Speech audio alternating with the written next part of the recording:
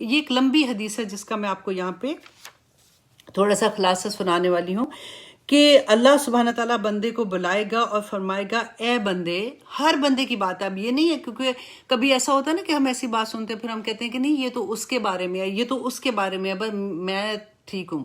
تو اب دیکھیں کہ اللہ سبحانہ تعالیٰ بندوں کو بلائیں گے نا تو ان کو کہیں گے اے بندے، میں نے تجھے عزت اور سرداری نہیں دی تھی؟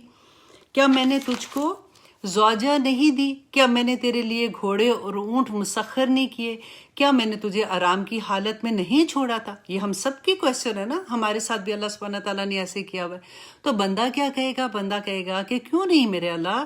اللہ پاک فرمائیں گے کیا تو گمان کرتا تھا کہ تو مجھے ملنے والا ہے؟ وہ کہے گا اے میرے رب، میں تجھ پر، تیری کتاب پر، تیرے رسول پر ایمان لایا، میں نے نماز پڑھی اور روزہ رکھا، صدقہ دیا اور اپنی استطاعت کے مطابق اپنی نیکیاں بیان کرے گا۔ اب دیکھیے ہم ایسے ہی کریں گے نا اللہ سبحانہ تعالیٰ کے سامنے۔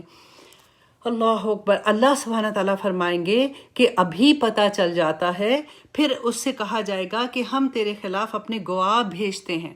وہ بندہ اپنے دل میں سوچے گا کہ میرے خلاف کون گواہی دینے والا ہے؟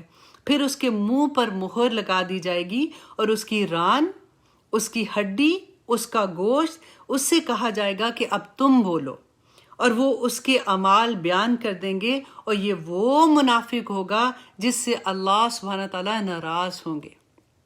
یہ سنن ابو داؤد کی حدیث نمبر 4730 ہے۔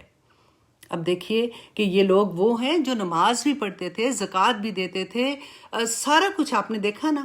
تو اللہ سبحانہ تعالیٰ اس دن ہمارے سارے سوائے وہ جو زبان اب ٹر دنیا میں بولتی ہے نا، اس دن وہ بند ہوگی، اور اس دن ساری چیزیں ہماری گواہی دیں گی کہ اللہ سبحانہ تعالیٰ ان کی نیتیں کیا تھیں۔